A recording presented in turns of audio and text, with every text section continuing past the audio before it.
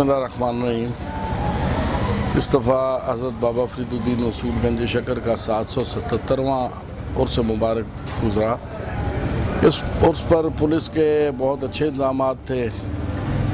जनाब DPO साहब इबादत निसार साहब ने पहली दफ़ा इतने अच्छे इंतज़ाम किए कि पब्लिक को इकट्ठा होने के लिए एक बहुत बड़ा ग्राउंड मुयस्सर था, जहाँ वो आराम से अपनी मर्ज़ी से बैठ सकते थे और वहाँ से लाइन स्टार्ट हो रही थी।